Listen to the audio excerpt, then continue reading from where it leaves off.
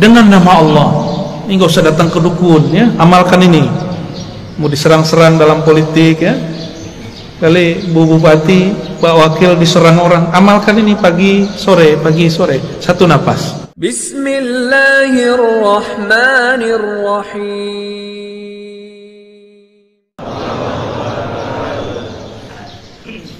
Alhamdulillahilladzi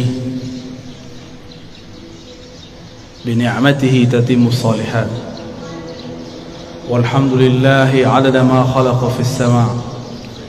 Walhamdulillahi 'adada ma khalaqa fil ard. Walhamdulillahi 'adada ma baina dhalik. Walhamdulillahi 'adada ma huwa khaliq. Asyhadu an la ilaha illallah wa asyhadu anna Muhammadan 'abduhu wa rasuluh. Allahumma salli wa sallim wa barik ala sayyidina Muhammad wa ala alihi wa ashabihi wa li baitihi wal mahdi khalifatihi wa sallam. Ibu Bupati dan Bapak Wakil yang dimuliakan Allah, betapa senangnya kita umaranya ikut ngaji. Alhamdulillah. Kalau kata pengantar cukup wakil atau sekdanya, tapi kalau ngaji langsung orangnya. Alhamdulillah. Bapak Ketua Pengurus MUI, Ketua Takmir, para ulama dan jamaah yang dimuliakan Allah. Tidak mudah bangun sebelum subuh ya. Karena tidak mudah jika dipikirkan pakai akal. Karena bangun waktu subuh, sebelum subuh itu bukan urusan kita, itu urusan Allah. Oleh karena itu sebelum tidur minta izinlah kepada yang menghidupkan, yang mematikan. Bismikallahumma ahya wa amut, atau amutu wa ahya, sama. Ya Allah, izinkan aku tidur dan hidup kembali. Kalaupun bangun dalam nama Allah, maka kita bangun mengatakan alhamdulillahilladzi ahyana. Terima kasih yang telah mengembalikan hidup kami ya Allah.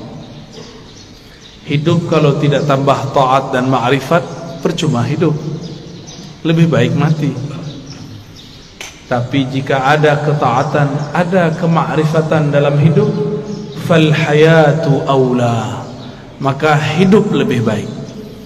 Maka ketika ada seseorang mengeluhkan sakitnya dan dia mengatakan mati sajalah aku, apa kata Nabi?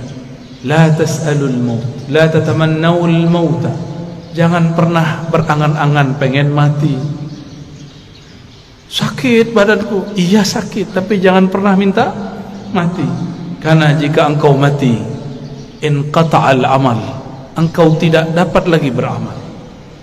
Ya, engkau tidak dapat lagi beramal. Dan ingat, orang kalau sudah mati, dia harus tetap menyempurnakan ruhaninya. Tapi di alam sana sangat lama dan panjang sekali. Maka mumpung masih di dunia, jauh pun kita kejar, susah pun kita cari. Yang penting mengenal Allah dapat dicapai di bumi, supaya jadi bekal masuk ke alam yang lain. Bapak Ibu yang dimuliakan Allah, kalau pernah keluar negeri atau keluar kota, kalau kita tamu dari yang punya kota, kita disambut, tidak perlu diperiksa, benar gak? Cukup ditandai, oh si anu orangnya. Tapi kalau kita tidak kenal dengan yang punya kota, maka kita diperiksa. Alam ini dicipta karena Allah cinta kepada baginda Rasul sallallahu alaihi wasallam. Jika seseorang kenal Allah, kenal Rasulullah, maka dia masuk ke alam ini hormat kepadanya. Dia masuk ke alam barzakh, yang jaga alam barzakh pun respect kepadanya. Jika dia masuk padang mahsyar, maka yang di padang mahsyar pun melindunginya. Kita mau datang ke satu tempat, kenal penguasanya, dijaga tidak? Dijaga. Yang jadi raja pemimpin di alam semesta, itulah baginda Rasul sallallahu alaihi wasallam. Beliau bergelar Sayyidul Alamin, penghulu alam semesta. Apabila saya kenal Rasulullah sallallahu alaihi wasallam, maka ketika di alam barzakh Rasulullah lah yang menyambut. Tapi kalau kenalnya baru imam, lumayan, imam itu nanti yang akan sambut. Kalau kenal Allah, pasti kenal Rasulullah. Tidak ada orang kenal Allah kecuali lewat pintu Rasulullah. Maka ma'rifat, mengenal, ada dua jalur. Ada ma'rifat Muhammadi, mengenal dengan jalur Nabi Muhammad. Ada ma'rifat Azaziliyah, Iblisiyah, ada mengenal jalur iblis. Kenal juga, tapi kenal dengan cara yang tidak benar. Allah subhanahu wa ta'ala mengatakan, Qul in kuntum tuhibbunallah fattabi'uni. Katakanlah, jika engkau betul cinta kepada Allah, maka ikutilah jalanku, ikutilah aku, ikuti Rasulullah sallallahu alaihi wasallam. Maka banyaklah kelompok yang mengaku dialah yang paling ikut Rasulullah sallallahu alaihi wasallam. Yang diikut bukan model baju, yang diikut akhlak yang punya baju. Kalau model baju berubah-ubah per zaman, ini bajunya kurang sunnah nih sebagiannya. Rasulullah itu suka pakai baju impor. Percaya tak? Baca Sahih Bukhari, Rasulullah selalu pakai baju dari luar negeri, dari Bahrain, beliau tinggal di Madinah, dari Persia, dari Romawi, dari Yaman, dari Mesir, dari Syam, selalu memakai pakaian dari luar. Ada yang beliau beli, ada yang dibelikan, tapi lebih banyak dibelikan orang, ya. Karena setiap kali ada orang datang, kasih beliau sallallahu alaihi wasallam hadiah. Bahkan dalam hadis yang sangat masyhur, ada seseorang memberi hadiah kepada Nabi sallallahu alaihi wasallam. Baru saja dipakai, tiba-tiba ada yang angkat tangan, wahai Rasulullah, demi Allah, berilah aku jubah yang kau pakai. Hadis riwayat Imam Muslim. Rasulullah tolak. Rasulullah itu Abul Arwah, Abul Alamin, bapaknya alam semesta. Karena beliaulah alam ini Allah cipta. Maka jika ada anak-anaknya minta, tidak mungkin beliau tolak. Bukan saja manusia, semua yang di alam ini meminta, pasti beliau terima. Maka beliau mengatakan, baik, diamlah sebentar, biar aku pakai dulu, biar senang dulu yang memberi. Kira-kira begitu kalau dia maknai. Nabi mengatakan, diam sejenak, aku pakai dulu. Dipakai sebentar, berpindahlah keharuman beliau sebagian kepada jubah itu. Baru beliau memberikan kepada orang itu. Tapi setelah itu ribut, sahabat-sahabat marah kepada yang meminta. Tapi apa kata yang meminta? Tahukah kalian untuk apa aku meminta ini? Aku meminta jubah Rasulullah untuk menjadi kain kafanku jika aku masuk kubur. Jadi beliau ingin dapat bau Rasulullah sallallahu alaihi wasallam. Keharuman Nabi tercium sampai ke langit. Beliau baru lahir, disambut oleh semua malaikat. Beliau lagi main-main, diinteli, disorot oleh malaikat-malaikat. Mereka ingin pastikan, inikah orang yang harum itu? Begitulah kata Jabir ibn Samurah, Anas bin Malik, dan sahabat-sahabat yang lain. Tidaklah Nabi melewati satu tempat, melainkan tempat itu ada harum Rasulullah di sana. Ketika Nabi pergi, harumnya masih tersisa. Sallallahu alaihi wasallam. Itulah sebabnya Imamuna Imam Malik, guru dari imam kita Muhammad bin Idris Asy-Syafi'i, jika beliau masuk kota Madinah, beliau langsung melepaskan sendalnya dan berjalan di bawah, tidak menggunakan kendaraan apapun. Lalu orang-orang bertanya, itu raja-raja masih naik kendaraan, kenapa engkau nyeker jalan kaki? Apa jawaban Imam Malik yang wafat 179 Hijriah? Sudah jauh setelah Rasulullah, tidak bertemu fisik Rasulullah sallallahu alaihi wasallam. Apa kata beliau? Aku malu di mana ditaruh wajah Malik. Dia berjalan dengan kakinya yang gagah di atas kendaraannya yang megah, tapi di bawah tanah ada jasad Rasulullah sallallahu alaihi wasallam. Oleh karena itu Allah muliakan Imam Malik bin Anas dengan memandang Rasulullah setiap kali dia tidur. Ma bittu lailan illa wa ra'aitun nabiyya sallallahu alaihi wasallam. Tidaklah aku tidur melainkan aku bermimpi memandang Rasul sallallahu alaihi wasallam. Berdasarkan hadis ini, riwayat-riwayat ini dan kisah Imam Malik, orang-orang semuanya beradab kepada Rasulullah. Suatu kali Rasulullah sallallahu alaihi wasallam berganti mimbar. Tadinya bersandar di pohon pelepah atau belahan-belahan pohon kurma. Tiba-tiba ada orang Rum, orang Syam. Mereka baru datang ke Madinah, tapi langsung masuk Islam. Ahli mebel, tahu mebel ya? Dia bisa buat mimbar Rasulullah. Ini termasuk mimbar, ini mimbar namanya. Ini bukan panggung, tapi mimbar cuma kegedean. Ya.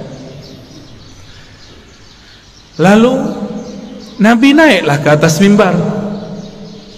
Ketika Nabi memulai mau mengajar di atas mimbar, tiba-tiba beliau dan para sahabat mendengarkan suara seperti orang merindu, seperti pengantar dari pembawa acara kita yang sangat merindukan Rasul sallallahu alaihi wasallam. Ternyata suara dilihat tidak ada anak-anak, tidak ada orang-orang, tidak ada siapapun yang menangis. Rasulullah mengerti, maka beliau mengatakan, yang menangis itu pohon kayu yang aku jadikan sandaran. Sekarang aku tinggal karena ada mimbar yang baru. Maka beliau turun sejenak. Itu tiang pohon dielus-elus, hanna hanina. Dia sedang merindu kepada Rasulullah, ditinggal oleh Rasulullah. Maka Nabi ajak dia ngobrol. Kamu pilih bersamaku atau masuk surga? Kalau kita ditanya begitu, maunya apa? Masuk surga. Samalah dengan kayu. Kata si kayu, masuk surga wahai Rasulullah.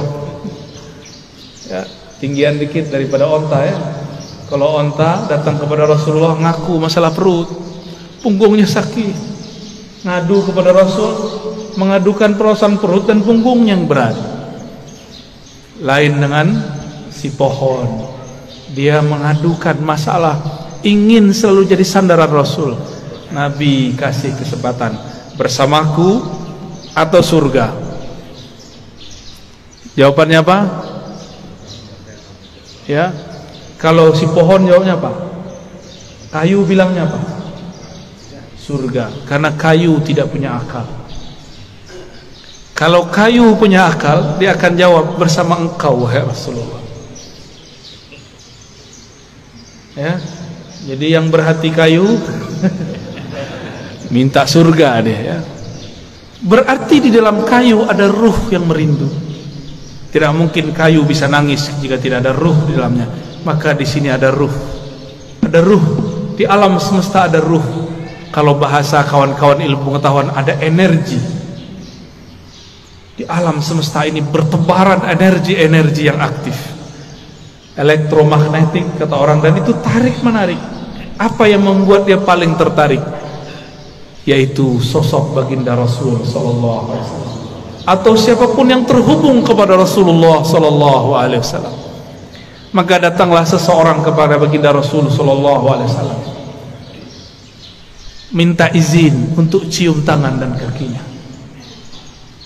Ada lagi orang datang karena tidak ada Rasulullah, Rasulullah sudah dikubur. Maka datanglah kepada khadam Rasulullah, pelayan Rasulullah, Sayyidina Anas. Orang ini mengatakan, ya Anas, manakah mata yang dulu mata itu memandang Rasulullah? Izinkan aku mengecup matamu. Ada lagi yang datang kepada Jabir, datang kepada sahabat-sahabat lain, mengatakan, manakah tangan yang dulu tangan engkau pernah bersentuhan dengan tangan Rasulullah sallallahu alaihi wasallam? Izinkan aku mengecupnya, memegangnya. Begitu dulu mereka merindukan Rasulullah sallallahu alaihi wasallam, yang tidak dapat memandang, memegangnya, maka pandanglah siapa yang pernah memandangnya sallallahu alaihi wasallam. Tiadalah mukmin memandang Rasul sallallahu alaihi wasallam kecuali bertambah cintanya. Tiadalah kafir memandang Nabi kecuali bertambah kufurnya. Tiadalah munafik memandang Nabi sallallahu alaihi wasallam kecuali bertambah kemunafikannya. Maka memandang Nabi pun bukan tanda orang itu selamat. Dengan apa dia memandang? Abu Jahal pandang Muhammad bin Abdullah atau Muhammad Rasulullah. Siapa yang dipandang oleh Abu Jahal, Abu Lahab? Muhammad bin Muhammad, anak saudaraku. Dia tidak pandang Muhammad Rasulullah sallallahu alaihi wasallam. Satu kali Jabir ibn Samurah diajak jalan-jalan oleh Rasulullah sallallahu alaihi wasallam. Sampailah di satu tempat. Tiba-tiba ada seorang ibu-ibu membawakan anak kecil, mengatakan, wahai Rasulullah, anakku diganggu jin setiap hari. Lalu Nabi cukup pegang dada itu si anak, ditepuk-tepuk. Wahai musuh Allah, keluarlah. Ya aduwallah ukhruj. Cuma begitu beliau meruqyah, keluar itu setan. Kalau kita sudah baca Al-Baqarah, udah khatam, enggak keluar-keluar jinnya. Ya, sahih. Belum baca ayat kursi. Apa yang salah? Bukan ayat kursinya kurang sakti, kau kurang yakin. Ya. Itu masalahnya. Rasulullah SAW sumber keyakinan, maka tidak perlu baca-baca. Beliaulah Al-Quran yang berjalan. Ketika Sayyidah Aisyah mengatakan akhlaknya Rasulullah adalah Quran, berarti Rasulullahnya apa? Jika akhlaknya Quran, sifatnya apa? Jika akhlaknya Quran, namanya apa? Jika akhlaknya Quran, zatnya apa? Yang punya akhlak itu dirinya siapa? Tentulah ia hakikat dari Al-Quran itu sendiri. Maka jika Rasulullah meruqyah orang cukup sentuh hilang. Kita sudah hembus 10 kali enggak hilang-hilang, karena merasa pintar, ya? Tidak melalui Rasulullah sallallahu alaihi wasallam. Dulu ada makhluk paling hebat di langit dan kemudian menjadi penguasa surga. Dia bergelar Harisul Jannah atau Khazinul Jannah, pemegang kunci surga. Sayang tidak pernah solawat kepada Rasulullah sallallahu alaihi wasallam. Bagaimana dia mau solawat? Ternyata kadang-kadang orang itu diuji dengan orang yang paling dia benci. Iblis diuji untuk solawat kepada makhluk keturunan dari orang yang dia paling benci. Siapa yang paling dia benci? Nabi Adam. Nabi Adam punya keturunan namanya Muhammad bin Adam. Masih ingat kisah Nabi Musa didatangi iblis? Ya. Apa kata si iblis? Musa, aku mau tobat nih. Jadi iblis pernah sadar sebentar, ya. Itu sadarnya iblis pertama kali. Mus, mau tobat nih, gimana nih? Apa kata Nabi Musa? Oh gampang. Nih saya tunjukin jalannya. Dulu perintah yang disuruh kepada engkau masih berlaku. Apa itu? Sujudlah kepada Adam. Tuh, saya tunjukkan itu kuburnya. Sujudlah kepadanya. Iblis matanya langsung nyala. Dia bentak Nabi Musa. Musa, engkau main-main. Dia hidup pun aku tidak sujud, apalagi sudah bau tanah. Tambah sombongnya. Maka tidaklah setiap hari memandang iblis kepada kekasih Allah kecuali bertambah kekufurannya aba wastakbara wa kana minal kafirin. Enggan, sombong, dan dia selalu kafir.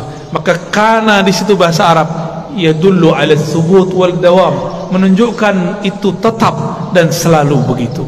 Maka kana tidak berarti selalu past tense, dia telah, tapi dia selalu.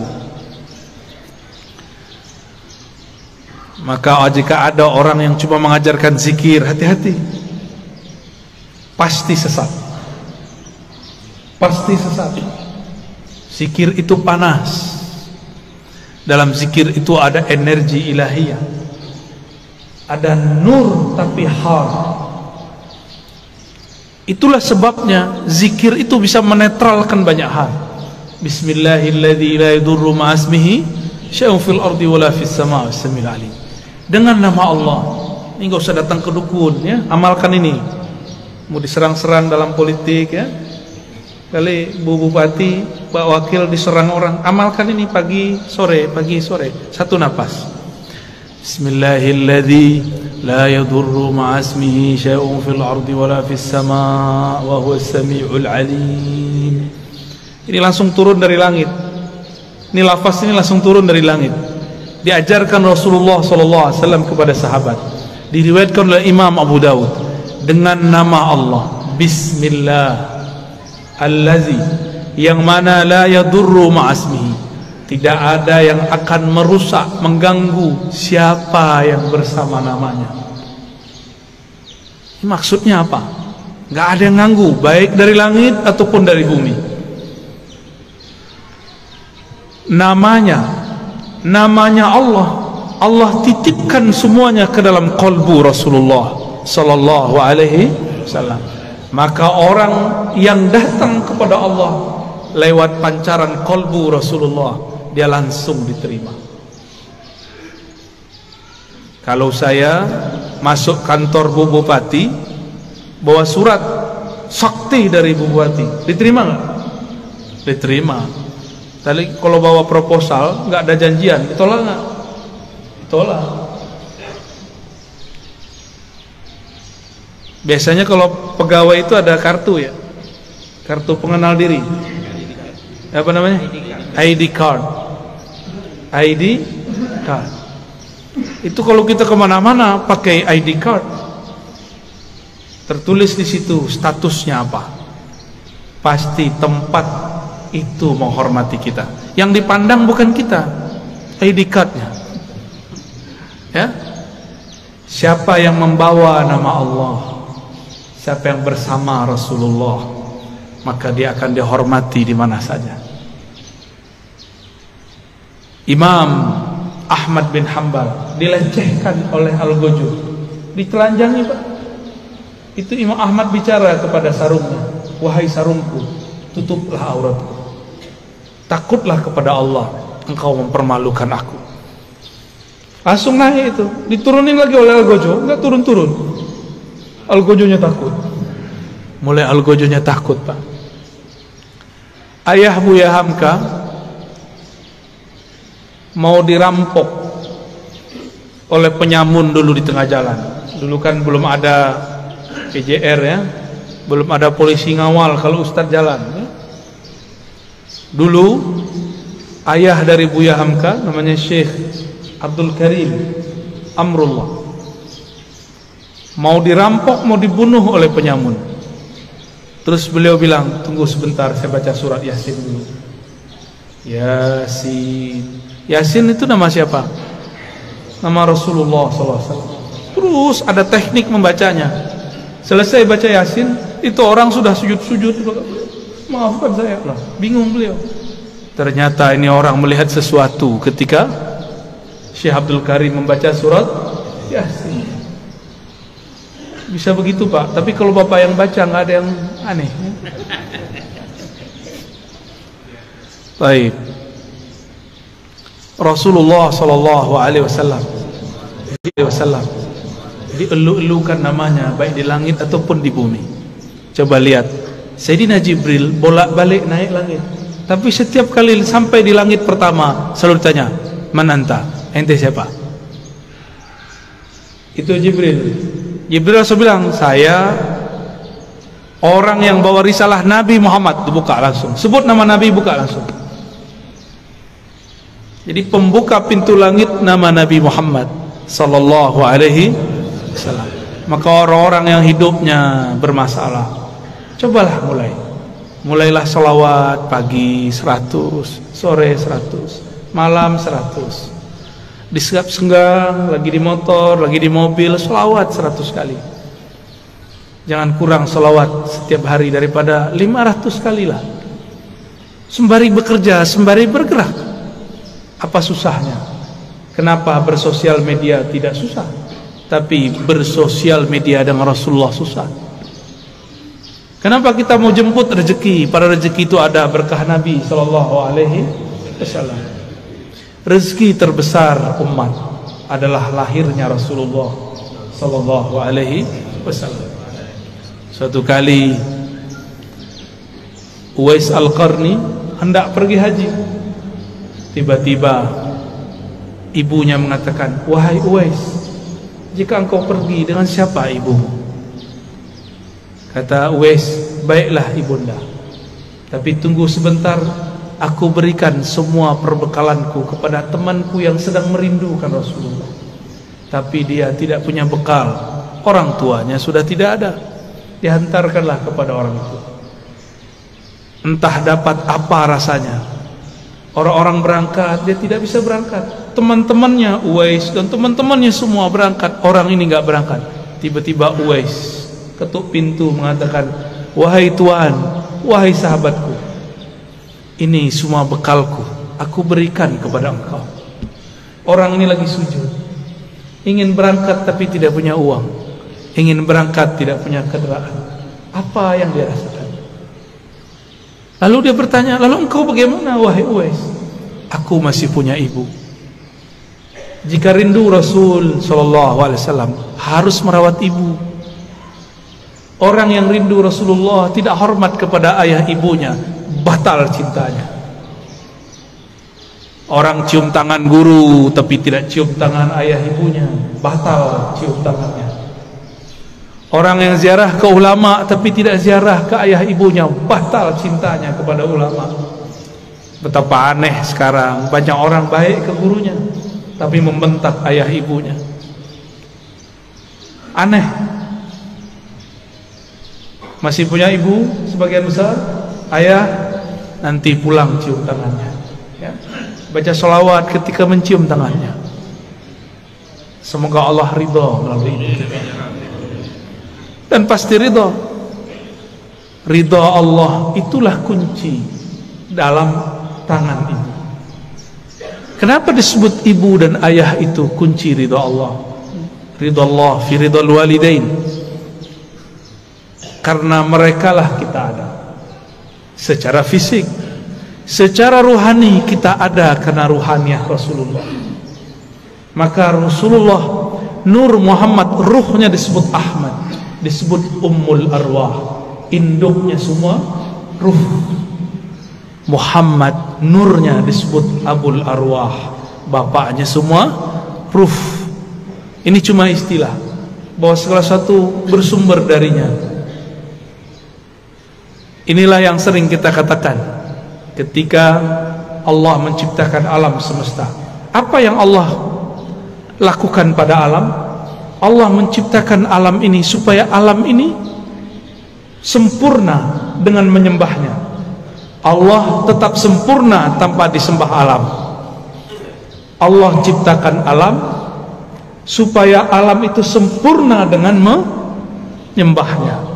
Disebut dalam Quran liya'budun, untuk menyembahku. Siapakah yang paling sempurna menyembah Allah? Rasulullah SAW. Siapakah yang paling kenal Allah? Rasulullah SAW. Maka yang dimaksud dalam ayat ini, tidaklah aku ciptakan jin dan manusia illa liya'budun, kecuali untuk menyembahku sebenar-benar menyembah, mengenalku benar-benar mengenal. Itulah sosok Rasulullah sallallahu alaihi wasallam. Jadi ayat ini berbicara tentang Rasulullah sallallahu alaihi wasallam. Jadi jika ada orang mengatakan tidak usah buat maulid, Tidak usah buat zikir-zikir, gak usah buat zikir jamaah, gak usah buat manaqib. Tugas kita ibadah, yaitu ibadah. Dan ibadah yang paling tinggi adalah as-salawat ala nabi sallallahu alaihi wasallam. Ini saya ulang-ulang ya, supaya masuk ke alam sadar kita dan alam bawah sadar kita. Allah sholat nggak? Allah sholat nggak? Allah tadi sholat subuh nggak? Nggak. Saya ulang yang kenceng dong. Allah sholat nggak? Allah haji nggak? Allah puasa nggak? Allah sedekah nggak? Tapi Allah bersalat. Innallaha malaikatahu shalluna 'alan nabi. Jadi sebelum ada salatnya kita, Allah sudah salawat kepada Nabi. Sebelum ada zikir, baca Quran, ngaji kita, belum ada thariqat kita, belum ada mazhab kita, belum ada manhaj kita, belum ada, Allah sudah bersalawat. Maka ciri-ciri musuh Allah, dia benci orang salawat. Meskipun sorbannya 7 kali lilit, meskipun jenggotnya sepanjang tali apa? Tali rapia. Bapak kayaknya kesal banget orang itu ya. Korban sepertinya ini ya. Nggak ngaruh ya. Tidak ngaruh, tidak berpengaruh. Bapak Ibu yang melakukan Allah, karena salawat itu adalah fiilnya Allah. Salawat itu apa? Apa arti fiil? Kerjanya Allah. Dengan salawat itulah Allah menciptakan alam. Salawat itu artinya cinta dan kasih sayang. Maka kalau kita salawat, Allahumma salli ala sayyidina Muhammad, apa artinya?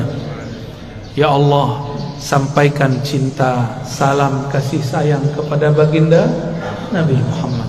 Jadi salawat itu jangan pakai terjemahan biasa. Ya Allah beri salawat ke Nabi Muhammad. Itu bukan memaknai, itu namanya translate, menterjemah. Berselawatlah dengan rasa. Berselawat dengan rasa. Kita mengatakan, ya Allah, baligh salami wa salati ala sayyidina Rasulullah. Sampaikan salamku, rinduku, cintaku kepada Rasulullah sallallahu alaihi wasallam. Kalau sudah cinta, apapun yang disuruh, yang dimintanya, mau nggak? Dulu kita belum kenal orang, ngasih 500 aja susah. Sekarang sudah jadi pasangan, mau dia minta 5M, kalau ada kita kasih, kalau nggak ada salawat ya. Jamaah subuh yang diberkahi Allah, bahkan subuh ini ada karena salawat kepada Rasulullah sallallahu alaihi wasallam. Was-subhi idza tanaffas, begitu ayatnya. Demi waktu subuh yang berhembus, yang bernafas. Jika Allah tidak bernafas dengan salawatnya, maka bunyi nafasnya Allah salawat kepada Rasulullah sallallahu alaihi wasallam. Maka niatkan hidup ini untuk bersalawat kepada Rasulullah. Inilah yang disebut takhallaqu bi akhlaqillah. Tirulah fiil-fiilnya Allah, tirulah akhlaknya Allah. Allah itu mencipta alam dengan salawatnya karena cinta kepada Rasulnya. Maka beramallah karena cinta, bukan lagi buat maulid, buat manakib karena ada hajat. Pak Kiai, Pak Ustadz, doakan saya bisa beli apa? Beli rumah. Pak Kiai, doakan saya beli mobil. Pak Kiai, samalah kau dengan onta itu ya. Onta datang ke Nabi, ya Rasulullah, perutku lapar, tugasku banyak, tuanku nggak tahu diri. Onta datang nangis, yang dikadukannya bukan ya Allah Rasulullah izinkan aku bersamamu, nggak ada dia ngomong begitu. Onta, paham onta? Si kayu ngomong, aku ingin di surga aja. Tapi beda dengan Abu Bakar, beda dengan Umar, beda dengan Utsman, beda dengan Ali. Mereka ingin jadi pintu-pintunya Rasul. Maka ujung dari pintunya Rasulullah, pintu terdekat Sayyidina Ali. Apa kata beliau? Aku kota ilmu, Ali lah pintunya. Maka tiada satu mazhab, satu manhaj, satu aliran, satu pemikiran yang sahih kecuali sanadnya bersambung kepada Sayyidina Ali. Tapi syaitan tidak tinggal diam. Dia buatlah, dia campur adukkanlah cinta kepada Ali dengan benci kepada sahabat. Namanya kelompok Rafidhah, kelompok yang membenci sahabat Rasul sallallahu alaihi wasallam. Ya, kita cinta Sayyidina Ali, cinta juga sahabat Rasul. Ini perbedaan kita dengan Syiah Rafidhah. Mari berguru kepada orang bersanad, nanti bersambung kepada Sayyidina Ali. Lebih kurang itu pengantar rindu yang dapat saya sampaikan. Ya, di sela-sela rihlah. Rihlah artinya perjalanan. Dulu Rasulullah buat rihlah. Insyaallah kalau lain kesempatan kita teruskan. Ada tanya jawab? Baik, tafadhal. Insyaallah. Mungkin kita batasi untuk subuh ini 3 orang penanya saja. Pertama Abu Aisyah sudah masalah.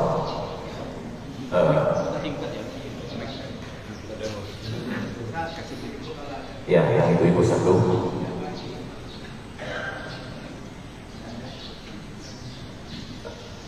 Baik.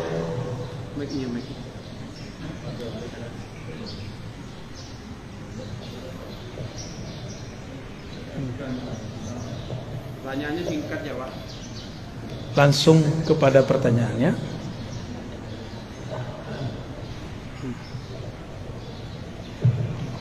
Assalamualaikum warahmatullahi wabarakatuh. Assalamualaikum. Sebelumnya mengucapkan marhaban hidupku ya. Marhaban bik. Kota kelahiran. Semoga poin selanjutnya Allah Subhanahu wa taala. Amin ya rabbal. Pertanyaannya terkait dengan penciptaan Allah, apanya Allah ya. Saya pernah mendengar bahwa Allah mencipta itu menggunakan afal kun untuk makhluk. Tetapi ketika di bagian Nabi tidak menggunakan kata kun, tapi menggunakan pusat nafas.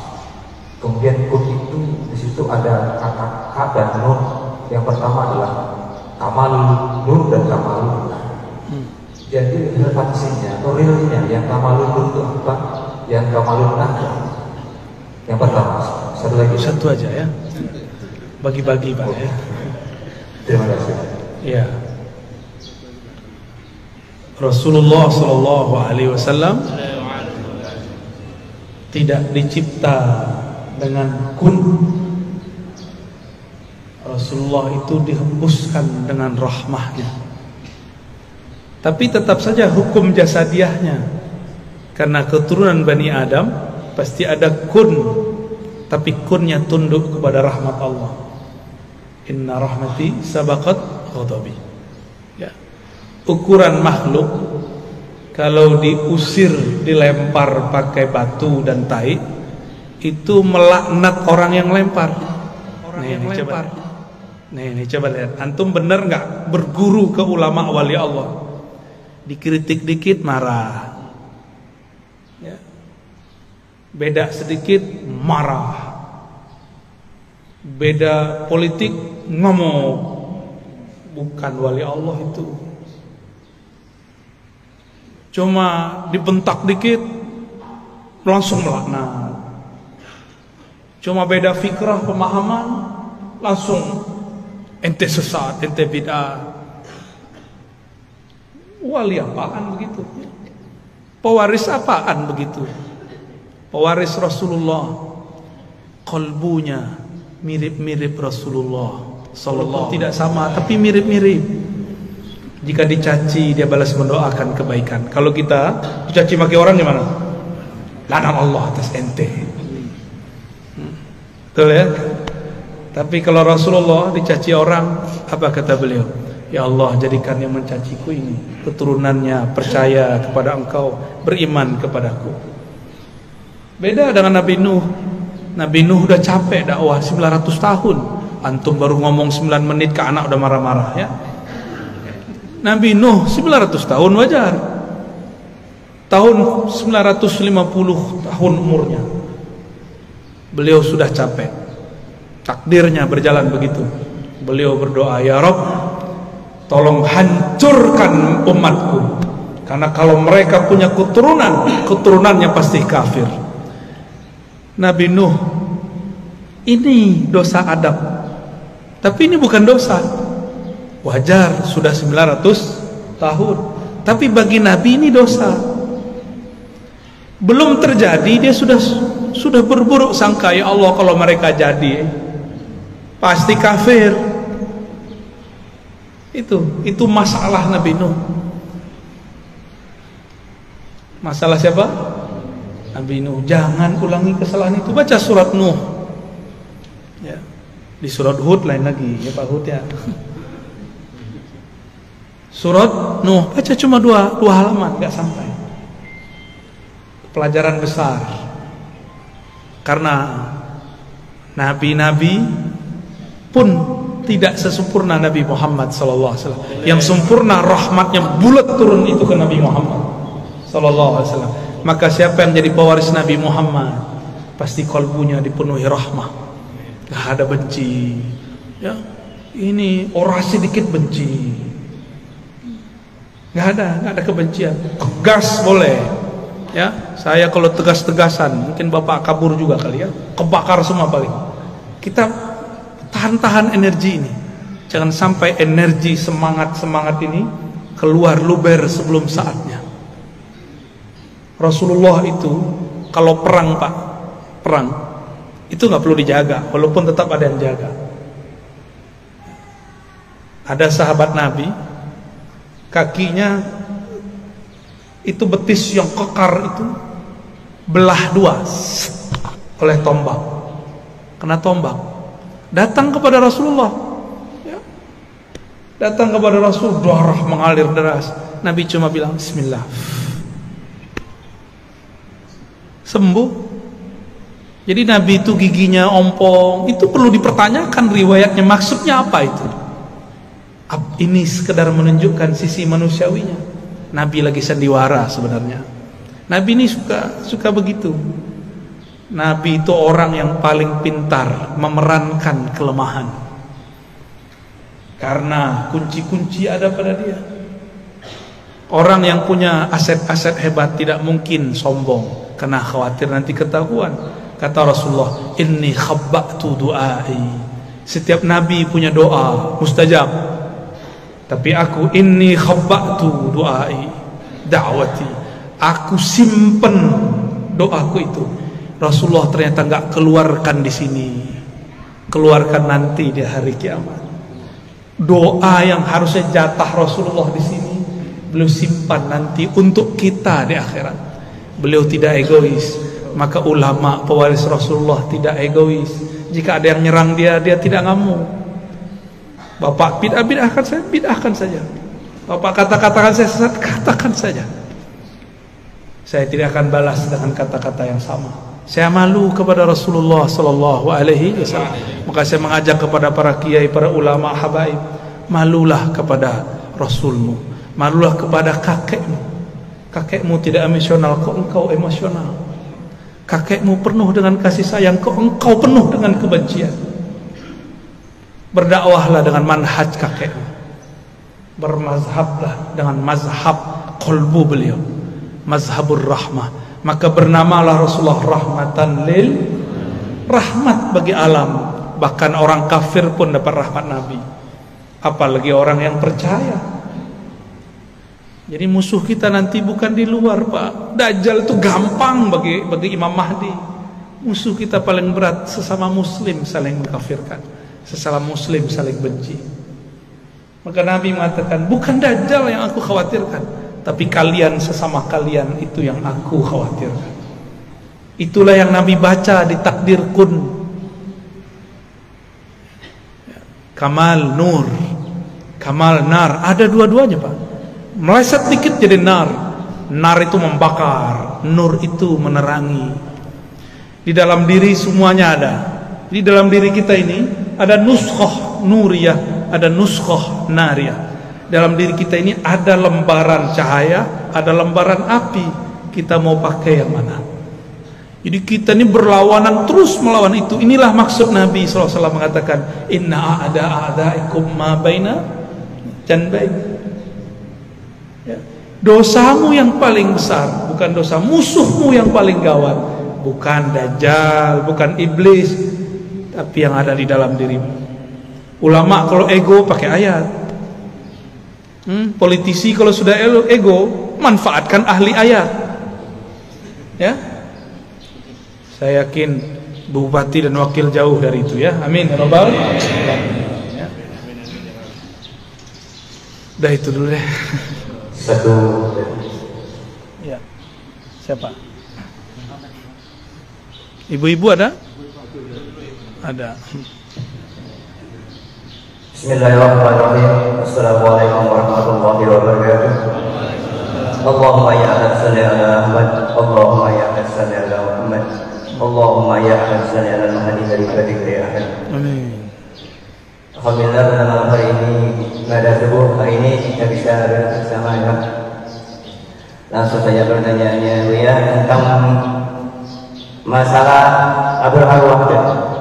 Kalau di dunia ini kita mempunyai bapak jasmani kita kan, kalau kita rindu berkasih sayang atau kasih-kasih yang mudah kita untuk menemuinya. Lalu bagaimana akses kita untuk menemui atau berkasih sayang atau merindu dengan abul arwah kita tersebut? Ya. Baik. Demikian. Assalamualaikum warahmatullahi wabarakatuh. Assalamualaikum. Caranya dengan hadis Nabi, tuba liman ra'ani wa liman ra'a man ra'a man ra'a man ra'a man ra'ami 1000 kali. Kalau Nabi mau, Nabi teruskan sampai 1000 kali. Beruntung yang memandangku, beriman kepadaku, atau yang memandang orang memandangku, atau yang memandang dia, yang memandang dia, yang memandang dia, yang memandang dia. Yang enggak bertemu sahabat Nabi, bertemu murid Nabi. Yang enggak bertemu muridnya sahabat Nabi, bertemu muridnya lagi, begitulah. Jadi cara paling mudah, jangan jauh-jauh dari orang bersanad. Jangan hanya bernasab. Nabi Nuh pun punya anak yang durhaka kepada beliau. Kalau cuma nasab gak cukup, harus nasaban wasanadan. Nasabnya nyambung, oke. Yang paling penting lebih sambung adalah sahabat ilmunya kepada Rasulullah SAW. Maka ada namanya Abul Ulum, bapak pengetahuan, itu Sayyidina Ali. Carilah orang-orang yang terhubung ilmunya kepada imam-imam mazhab, karena semua imam mazhab terhubung kepada Sayyidina Ali. Jika ada mazhab tidak terhubung kepada Sayyidina Ali, hilang. Coba lihat, ada mazhab Zahiri, Imam Daud Az-Zahiri, dia dulu mazhab Syafi'i, lalu kemudian mengkritisi mazhab Syafi'i, lalu dia buat mazhab sendiri, tidak terhubung kepada sanad Imam Syafi'i. Imam Syafi'i berguru ke Malik, Malik berguru kepada Ja'far, Ja'far berguru kepada ayahnya, kakeknya, terus sampai kepada Sayyidina Ali. Enggak ada mazhab kecuali lewat Sayyidina Ali. Thariqat, kalau ada thariqat tidak jalur Sayyidina Ali, tidak jalur Sayyidina Al-Khidir, tidak jalur Sayyidina Nabi SAW, habis. Kullu sanadin inqata ila sanadi. Semua sanad yang tidak sumbernya dariku, maka sanadnya terputus. Kalau thariqat mesti Sayyidina Ali, Sayyidina Abu Bakar. Kalau rohani langsung kepada Rasulullah sallallahu alaihi wasallam. Ya. Jadi bagaimana caranya kalau kita rindu kepada Bapak Ruh? Temuilah orang yang terhubung kepada Bapak Ruh, yaitu ulama yang kolbunya nyambung kepada kolbu Rasulullah sallallahu alaihi wasallam. Ya. Karena ini zamannya sudah mulai krisis, cari orang bersanad, orang bertarekat, orang berijazah. Orang yang dapat ijazah Quran itu salah satu pewaris Qurannya Nabi. Orang yang dapat ijazah fikih ini pewaris Nabi. Orang dapat ijazah ilmu ma'rifatullah zikir, mereka juga sama ahli tarekat sufi, mereka juga pewaris Rasulullah sallallahu alaihi wasallam. Enggak usah langsung saja pakai buku Sahih Bukhari. Itu terputus. Langsung saja ke YouTube. Tarekatnya kita ya, tarekat al-YouTubiyah. Kalau sudah kenal, sudah ketemu minimal sekali, amalkan saja yang di YouTube-nya, ya. Sah jadi muridnya. Amin, amin, amin. Amin ya rabbal. Amin, amin, amin. Kabil tuh. Ya. Sudah ya? Terjawab. Silakan.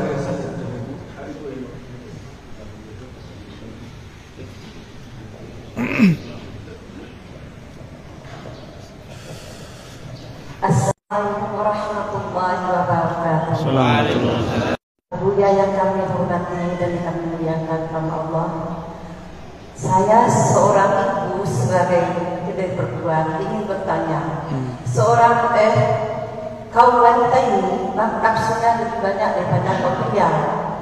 Sedangkan pria itu 9, sedangkan wanita itu 9. Bagaimana cara untuk menyikapi nafsu yang terlalu untuk wanita ini supaya kalbunya bersih? Itu jaga dan terima kasih. Jangan salah paham. Warahmatullahi wabarakatuh. Nafsu di situ syahwat ya, bukan syahwat itu artinya keinginan rendah dunia. Angan-angan perempuan terhadap fulus lebih kencang dari laki-laki. Benar ya? Itu maksudnya, jangan salah paham Pak ya. Ibu itu nggak nafsu sama bapak. Begitu juga kalau sudah senang dengan lawan jenis, maka si perempuan seperti terjadi di zaman Nabiullah Yusuf ya, Nabi ucup kata orang ya. Itu Zulaikha diisukan, Zulaikha cemen, masa tergoda dengan pelayannya sendiri. Zulaikha panas telinganya, kalian belum tahu siapa yang aku suka ya. Ya udah, dibuat arisan emak-emak. Tapi ini emak-emak pejabat, karena Zulaikha istri seorang menteri. Maka istri-istri menteri-menteri yang suka gosip, ini memang dari dulu yang suka ngegosip itu adalah ummahat, emak. Ada emak yang belum jadi punya anak, belum punya bapak, itu sama aja ya. Dari dulu udah begitu. Itu nafsu juga, nafsu ngomong. Jadi ibu-ibu nih, bapak-bapak hati-hati. Ibu-ibu ini kalau sudah curhat kepada selain kita, berarti kita ini nggak pernah mau dengerin mereka. Itu bagian dari nafsu. Maka kalau pulang dengerin istri curhat, ya, mau bapak-bapak. Itu bagian dari nafsu yang disebut tadi. Bukan hanya nafsu seksual, bukan. Nafsu ingin didengar, pengen tahu suaminya ngapain, pengen tahu isi dompetnya berapa, ya, supaya nggak khawatir. Gitu. Pengen tahu transfer kemana aja, ya. Takut ada transferan ke ujung sana gitu. Itu Zulaikha kumpulkan ibu-ibu cantik-cantik bukan main. Suaminya juga gagah-gagah, tapi perutnya lebih gagah dari mukanya. Biasa istri pejabat, ya suami-suaminya udah kayak kita Pak, ada kemajuan perut, ya betul ya. Ya alhamdulillah, tanda lumayan makannya enak ya. Menghibur diri Pak, aslinya malu gitu nih ya. Saya agak tinggian dikit jadi gak ketahuan, aslinya lumayan. Ketika ibu-ibu sedang asik memotong apel, memotong buah-buah segar dari tepian kebun-kebun Sungai Nil, disuruhlah sang ganteng abadi.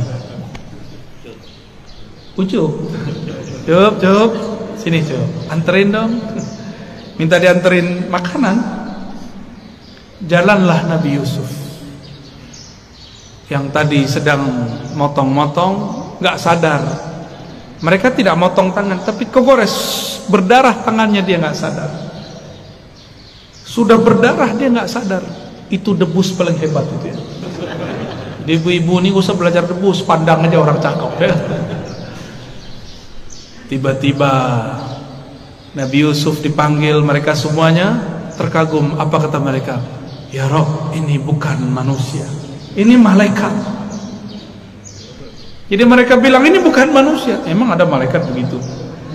Enggak, itu ya manusia, Nabi Yusuf alaihissalam. Wah, makanya jangan ganteng-ganteng amat Pak, repot ya. Jadi mukanya nggak usah dikasih apa namanya, pembersih itu. Udah lo begitu aja lah, laku. Ibu-ibu tuh baru perlu tuh ya pembersih, bedak, nggak apa-apa. Kalau kita nggak usah. Nabi Yusuf wajahnya lebih cantik daripada perempuan, lebih gagah dari panglima. Dilihat gagahnya gagah, dilihat halus lembutnya sangat lembut. Sampai satu ruas di wajahnya mereka mengatakan,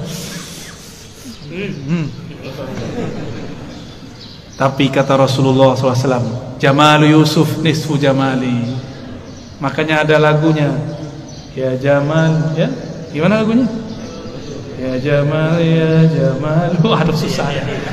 Jamal lo. Artinya apa? Gagahnya Nabi Yusuf baru separuh gagah. Tapi Nabi Muhammad sembunyikan gagahnya itu dalam tubuh Muhammad bin Abdullah. Karena kalau dibuka, Nabi Yusuf kalau berdiri, ibu-ibu lupa diri. Nabi Daud jika bernyanyi, burung pun lupa nafas. Nabi Daud tuh kalau udah zikir 3 hari bisa nggak makan minum. Burung yang tadi mau berangkat, karena burung ini nggak punya tabungan, maka si burung dia lemas, dia tidak sadar dia sudah mati dalam mendengarkan kalam-kalam yang dibaca Sayyidina Daud. Begitu juga kalau Nabi Yusuf lama-lama berdiri di situ, bisa-bisa benar-benar putus tangan ibu-ibu itu. Yaqta'na aydiyahunna, hampir-hampir saja mereka memotong jari-jarinya. Untung Nabi Yusuf disuruh lewat lagi. Terus sup. Biar aku saja yang menikmati wajahmu, kata Zulaikha. Lalu Zulaikha mengatakan, lihat tangan kalian. Kagetlah mereka. Tangannya sudah berdarah-darah, tapi tidak terasa sakitnya. Begitulah kalau melihat sang kekasih yang hakiki. Sakit pun kita jalani, benar nggak? Itulah kata mak-mak dulu, yang penting sama kamu. Jual gorengan juga nggak apa-apa. Yang penting sama kamu walaupun hidup susah. Suaminya ngomong gitu. Siap hidup susah nggak? Seharusnya ibu-ibu jangan begitu, ya. Bapak-bapaknya disuruh ngomong, siap hidup enak nggak? Bisa gitu nggak? Gak ada ngomong gitu Pak ya? Bilangnya selalu siap hidup. Seharusnya bukan begitu. Siap membersamaiku, susah senang. Itu baru suami keren Pak. Masa hidup ngajak susah? Ya, jadi kalau bapak-bapak ini mau menikah lagi, ngomongnya gimana? Dia amin lagi. Gimana ngomongnya? Siap hidup bersamaku, senang ataupun susah, berjuang bersama. Begitu. Sok-sok bisa berjuang lagi susah ya. Paling juga cerai.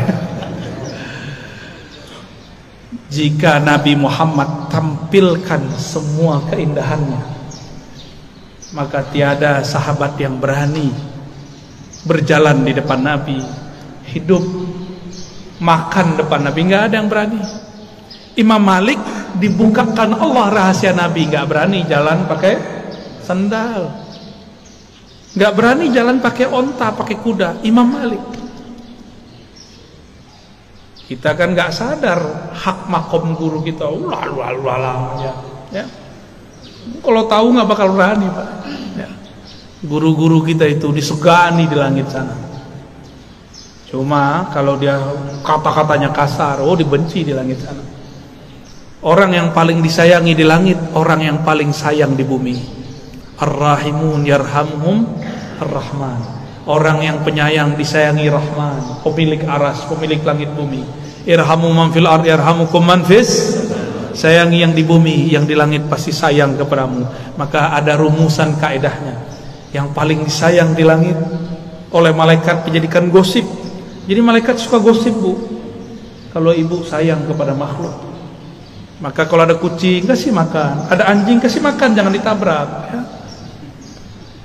Kalau semut jangan dibunuh kecuali sudah mengganggu ya. Nabi mengatakan, laula annal kilab ummatun minal umam la amartu bi qatliha.